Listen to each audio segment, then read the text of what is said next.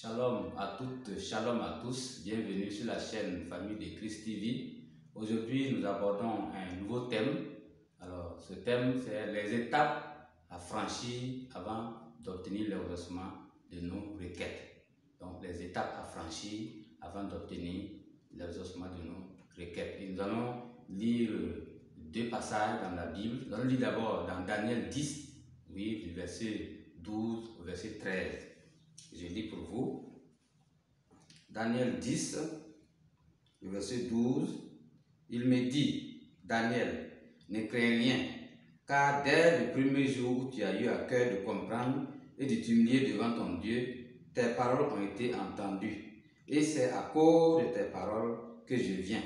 Le chef du royaume de Perse m'a résisté 21 jours. Mais voici, Michaël, l'un des principaux chefs, est venu à mon secours, et je suis demeuré là auprès des rois de Perse.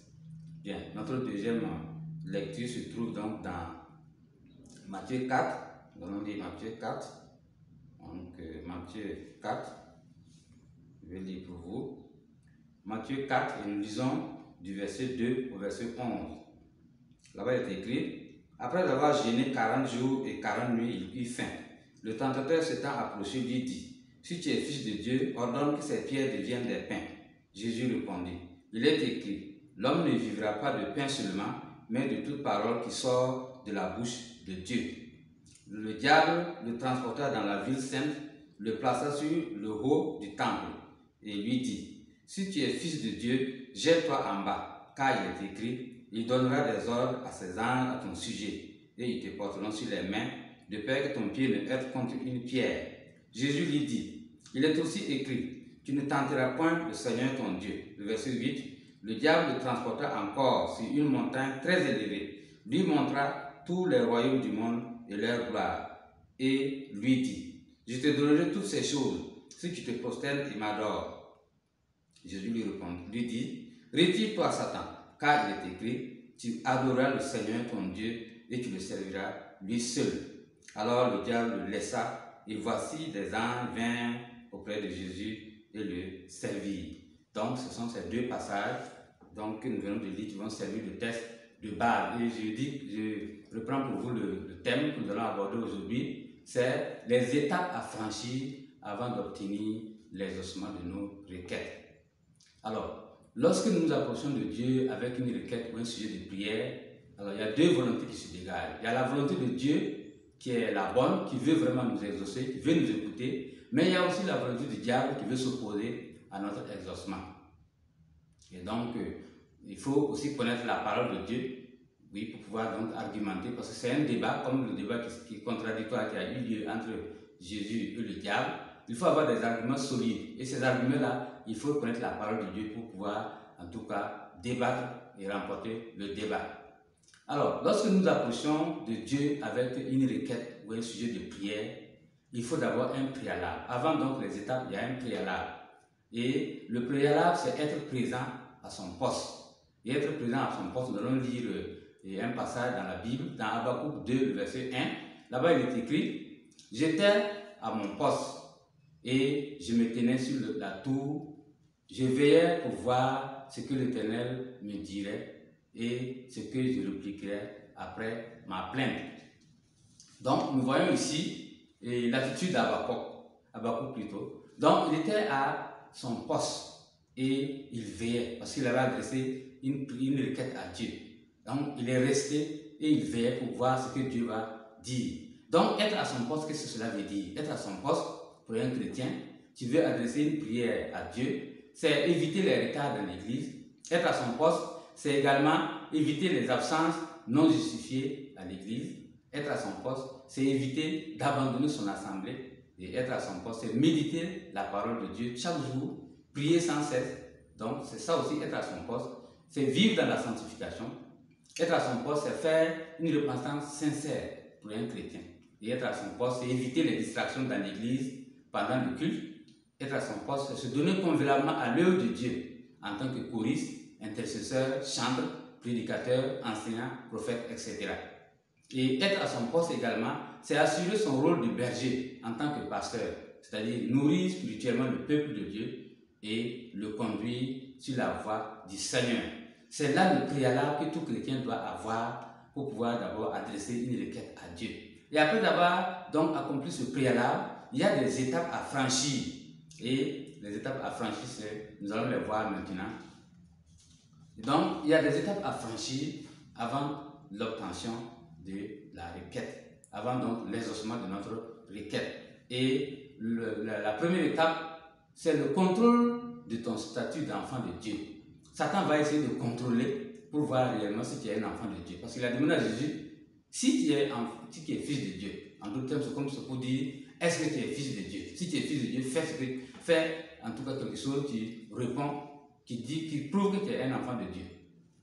Donc, Satan va venir d'abord contrôler notre statut d'enfant de Dieu. Et il va contrôler notre identité d'abord, notre appartenance. Est-ce que nous appartenons réellement à la famille de Dieu? Et le diable va te dire, est-ce que tu es réellement un enfant de Dieu? Voilà. Toi, tu as adressé une requête. Et Dieu, instantanément, Dieu répond. Il envoie un ange pour en tout cas t'apporter l'exaucement. Mais Satan va bloquer cela. Et il va d'abord faire un contrôle. Et donc, il va contrôler ton appartenance à Dieu. Alors, lorsque Satan te pose la question, est-ce que tu es enfant de Dieu? Toi, tu vas aller dans la parole de Dieu. Voilà. Tu vas faire comme Jésus l'a dit. Toi aussi, tu pars dans la parole de Dieu pour piger des arguments. Et dans 1 Pierre 2, 9, là-bas, il est dit, vous, au contraire, vous êtes une race élue, un sacerdoce royal, une nation sainte, un peuple acquis, afin que vous annonciez les vertus de celui qui vous a appelé des ténèbres à son admirable lumière. Donc, tu dirais ça à Satan. Je fais partie de la race élue de Dieu. Je suis de la famille du Dieu vivant. Je fais partie du sacerdoce royal. Je suis un citoyen de la nation sainte. Donc, je suis un peuple acquis. Voilà mon identité, voilà mon appartenance. Et tu diras donc ça à Satan lorsqu'il va te dire, est-ce que réellement tu es un enfant de Dieu? Alors, le diable, il va continuer toujours à contrôler son statut d'enfant de Dieu. Il va vouloir contrôler ta ressemblance à Dieu. Parce qu'on dit que, selon nous les humains, alors un enfant doit ressembler à son père ou à sa mère. Donc, Satan va voir, est-ce que réellement toi tu ressembles à ton père? Voilà, il va dire de montrer la preuve qui dit que tu es un enfant de Dieu. Et toi, tu vas encore aller dans la parole de Dieu, dans Genèse 1, les versets 26 à 27, où il t'écrit, puis Dieu dit, faisons l'homme à notre image, selon notre ressemblance, et qu'il domine sur les poissons de la mer, sur les oiseaux du ciel, sur le bétail, sur toute la terre et sur tous les reptiles qui rampent sur la terre. Dieu créa l'homme à son image, il le créa à l'image de Dieu, il créa l'homme et la femme. Voilà ma ressemblance à Dieu. Donc, j'ai l'ADN de Dieu dans mon corps. Qui dirait ça à Satan? Si Satan doute vraiment de ton appartenance. Et donc, ça, c'est toujours le contrôle de ton statut d'enfant de Dieu. Et même si tu dis tout ça, le diable va pas s'avouer vaincu. Il ne va pas laisser ton exercice s'accomplir. Donc, après avoir vérifié ton identité et ta ressemblance à Dieu, le diable te dira, malgré tout, que Dieu t'a oublié. C'est vrai que tu ressembles à Dieu, c'est vrai que tu te dis que tu es un enfant de Dieu, mais Dieu t'a oublié. Alors, toi, tu pars dans la parole de Dieu pour prouver à Satan que Dieu ne t'a pas oublié. Et tu vas aller lire dans Ésaïe 49, verset 15, où il est écrit, une femme oublie-t-elle l'enfant qu'elle allait? N'a-t-elle pas pitié du fruit de ses entrailles? Quand elle l'oublierait, moi, je ne t'oublierai point. Donc, il dirait ça à Satan. Est-ce qu'une femme qui a conçu un enfant peut l'oublier? L'enfant qu'elle allait, est-ce qu'elle peut l'oublier? Et même si elle l'oublie, Dieu dit qu'il ne va jamais l'oublier. Donc, tu dis ça à Satan pour lui prouver que Dieu ne t'a pas oublié. Le diable Il va continuer, il va dire, mais si Dieu t'a pas oublié, bon, même si tu dis que tu es toujours enfant de Dieu, Dieu ne t'aime plus. Et toi, tu vas encore dans la parole de Dieu, dans Jean 3,16, où il est écrit, car Dieu a tant aimé le monde qu'il a donné son Fils unique, afin que quiconque croit en lui ne périsse point, mais qu'il ait la vie éternelle. Voilà Satan, le monde que Dieu a aimé. Moi, je fais partie de ce monde-là. Donc, ne me dis pas que Dieu m'a oublié. Dieu ne m'a pas oublié, Dieu m'aime toujours. Et il a prouvé en envoyant son Fils unique mourir sur la croix pour que moi, j'ai le pardon de mes péchés. Et donc, après avoir franchi cette première étape qui est le contrôle de ton statut d'enfant de Dieu, donc le diable va passer à une deuxième étape et il va te rappeler ton passé. Il va utiliser ce passé-là pour t'accuser, pour te condamner, pour te maudire. Donc, ça, c'est la deuxième étape que le diable va utiliser. Tout cela pour bloquer ton exaucement. Et il va te rappeler donc que tu étais un pécheur, un voleur, tu étais un sorcier, tu étais un brigand, tu étais un escroc, tu étais un criminel, tu étais une prostituée. Ça, c'est ton passé. Mais toi, tu vas aller dans la parole de Dieu encore pour montrer à Satan que ce passé-là ne tient pas aujourd'hui. Et tu vas lui dire dans Romains 8, 33, 34, où il est écrit, qui accusera les élus de Dieu? C'est Dieu qui justifie. Qui les condamnera? Christ est mort, bien plus, il est ressuscité, il est à la droite de Dieu et il intercède pour nous. Voilà, tu vas dire ça à Satan. Tu me dis que j'étais un ancien pécheur, j'étais un voleur, j'étais un brigand, j'étais une prostituée. Tout cela c'est vrai, c'est mon passé. Je ne peux pas nier cela.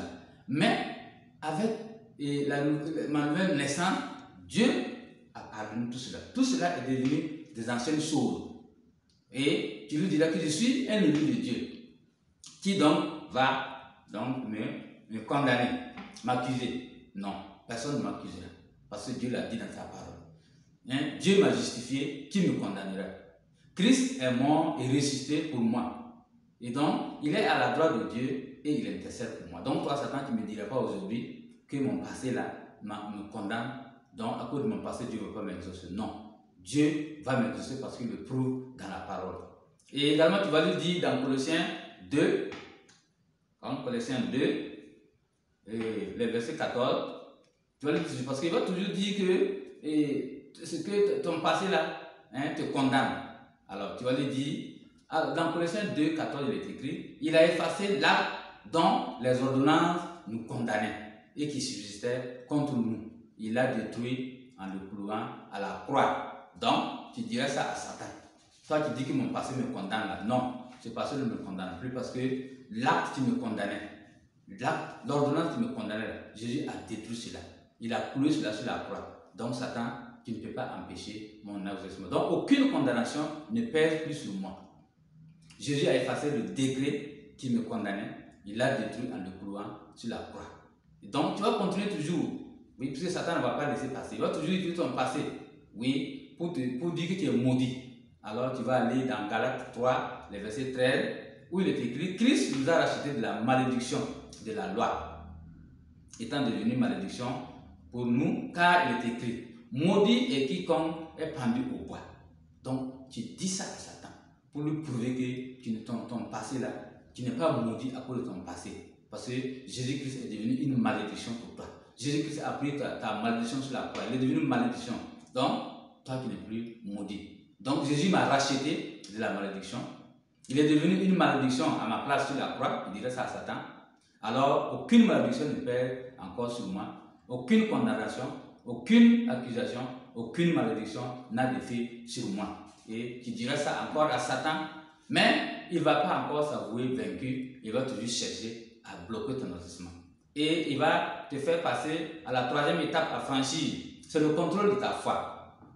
Satan va contrôler. Tu as dit que tu es un enfant de Dieu, tu as dit que Dieu ne t'a pas oublié, Dieu a oublié ton passé, et alors il va contrôler maintenant ta foi en tant qu'enfant de Dieu. Il dit, est-ce que tu crois réellement que Dieu va t'exaucer? Satan va te poser cette question. Et toi, tu vas dans la parole de Dieu encore. Tu lui diras dans Matthieu 21, 22, tout ce que nous demandons, tout ce que vous demanderez avec foi par la prière, vous le recevrez. Voilà ce que Dieu dit dans sa parole. Tu diras ça à Satan.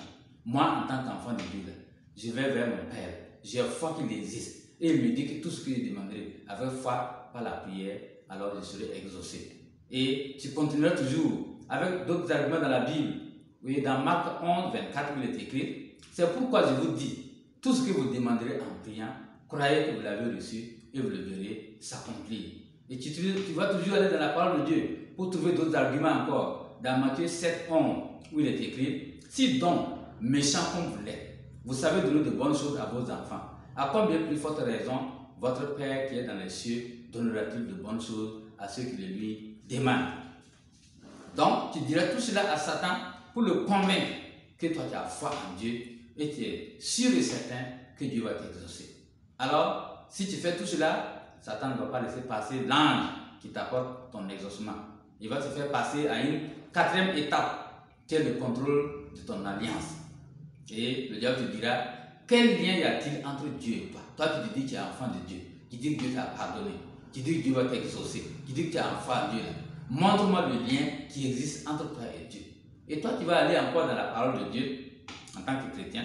Tu vas aller lire Hébreux 7, 22, où il est écrit, Jésus est pour cela même le garant d'une alliance plus excellente. C'est Jésus qui est le garant de mon alliance. Il est mort sur la croix pour moi et par sa mort, une alliance perpétuelle est tissée entre Dieu et moi. Si Satan n'est pas toujours convaincu, tu vas toujours dans Hébreux 9, le verset 15, il lui dira, et c'est pour cela qu'il est le médiateur d'une nouvelle alliance, c'est-à-dire Jésus, afin que la mort étant intervenue pour le rachat des transgressions commises sous la première alliance, ceux qui ont été appelés reçoivent l'héritage éternel qui leur a été promis.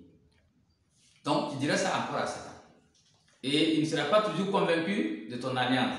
Et tu vas dans le psaume 105, le verset 8, où il est écrit, Dieu se rappelle à toujours son alliance, ses promesses pour 1000 générations.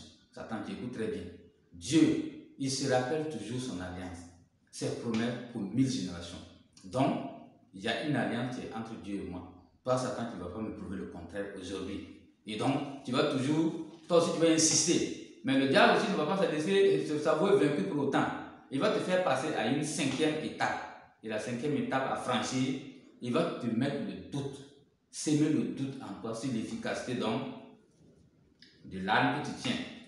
Et donc, l'arme que tu tiens, c'est-à-dire la parole de Dieu. Puisque toi aussi tu te défends avec une arme. Et cette arme-là, c'est la parole de Dieu, ce n'est pas la force physique. Voilà. Et le diable va te dire, cette arme que tu tiens là, c'est une vieille arme, elle n'est plus efficace. Elle n'est pas sophistiquée comme les armes d'aujourd'hui. C'est une arme de génération passée. Donc tout cela pour te dissuader, pour semer le doute en toi, pour te dire que la parole de Dieu sur laquelle tu comptes, cette arme que tu tiens, tu trouves que c'est une arme redoutable, aujourd'hui Satan il trouve que c'est une arme qui n'est plus efficace. Et toi en tant que chrétien, tu diras à Satan, cette arme-là, c'est une arme efficace, elle est efficace de génération en génération. Et pour lui prouver cela, tu vas l'amener dans la parole de Dieu, dans Matthieu 24, 35, et là-bas il est écrit, le ciel et la terre passeront, mais mes paroles ne passeront point. Tu diras cela à Satan pour prouver que l'arme que tu tiens là est une arme efficace. La parole de Dieu là, c'est une arme redoutable. Elle est plus sophistiquée que toutes les armes qui sont sur cette terre là. Oui, toutes les armes qui sont sur cette terre là passeront un jour, et périront un jour, et deviendront inefficaces un jour. Mais la parole de Dieu est toujours efficace de génération en génération. Tout passera, mais cette arme-là reste. Donc, toi, Satan, ne me fais pas douter. Je crois que cette parole-là, que cette arme que je tiens là, elle est efficace, elle est vraiment, elle peut faire de merveilleuses choses. Donc, Satan ne me fait pas douter. Donc, laisse passer mon exaucement. Voici donc les 5 étapes à franchir. Donc, quand tu adresses une requête à Dieu, en tant qu'enfant de Dieu, sache que Dieu, dans sa volonté, c'est de te répondre instantanément. Il a envoyé un ange pour t'apporter ton exaucement. Mais sache aussi qu'il y a une autre volonté qui s'oppose, c'est-à-dire celle de l'ennemi, celle du diable, qui ne veut même pas que tu aies cet exaucement, que tu obtiennes cet exaucement-là. Et il va te faire traverser des étapes. Donc, pour récapituler cet enseignement, je dirais que lorsque tu t'approches de Dieu avec une requête ou avec un sujet de prière, alors il y a d'abord un préalable. Le préalable, c'est d'être à ton poste d'abord. Et nous avons vu au début qu'être à son poste là, c'est être régulier à l'église, c'est éviter les absences, c'est être vraiment, en tout cas, éviter les distractions, c'est être ponctuel, c'est, en tant que serviteur de Dieu, nourrir le peuple de Dieu, conduire le peuple de Dieu. Donc, être ponctuel à son poste, c'est ça. C'est vivre dans la sanctification, c'est vivre dans la repentance. Et si tu fais cela, tu es à ton poste. Et malgré que tu sois à ton poste, alors ton exaucement ne passera pas pour autant. Le diable va tenter de bloquer. Il va te faire passer par des étapes. Et nous avons vu qu'il va te faire passer d'abord par une première étape, qui est le contrôle de ton statut d'enfant de Dieu. Toi, tu te dis enfant de Dieu, Satan va en tout cas contrôler pour voir si tu as des arguments pour prouver que tu es un enfant de Dieu. Et la deuxième étape, il va te rappeler ton passé. Il va te dire ce passé-là pour t'accuser, pour te condamner, pour te maudire. Toi aussi, tu vas y aller encore dans la parole de Dieu pour chercher des arguments, pour prouver que en tant qu'enfant de Dieu, tu n'es pas, on ne peut plus t'accuser, on ne peut plus te condamner, on ne peut plus te maudire. Et si tu passes cette étape, il va t'envoyer vers une troisième étape à franchir, qui est le contrôle de ta foi. Donc, la foi à l'exaucement. Et toi aussi, tu vas encore aller dans la parole de Dieu, chercher des arguments pour prouver que tu as foi en ton Dieu et que tu seras exaucé. Et après cela, tu vas franchir une quatrième étape, qui est le contrôle de l'alliance, ton alliance avec Dieu. Et tu vas aller encore dans la parole de Dieu pour puiser des arguments pour prouver que cette alliance elle est perpétuelle, elle demeure, Dieu ne l'a pas rompue. Et enfin, il va te faire franchir une cinquième étape. Parce que quand tu vas voir que tu tiens vraiment et tu es ferme sur ta décision, tu veux recevoir ton exaucement, il va te faire douter. À la cinquième étape, là, il va te faire douter de l'efficacité de l'arme que tu tiens, c'est-à-dire la parole de Dieu. Et toi encore, en tant qu'enfant de Dieu, tu vas aller partir dans la parole de Dieu. Alors, tu vas aller puiser des arguments pour prouver à Satan que l'arme que tu tiens là est une arme redoutable, c'est une arme efficace, elle est plus sophistiquée que toutes les armes qui sont sur cette terre. Toutes les armes passeront un jour, toutes les armes les plus sophistiquées sur cette terre périront un jour, mais l'arme la plus sophistiquée qui est celle qui est la parole de Dieu, donc elle ne passera point, elle ne périt point, elle demeure efficace de génération en génération, tout passera, mais cette arme-là demeure. Donc que Dieu nous aide en tant qu'enfants de Dieu à franchir toutes ces étapes pour l'obtention de nos requêtes. Que Dieu vous bénisse. À la prochaine. Shalom.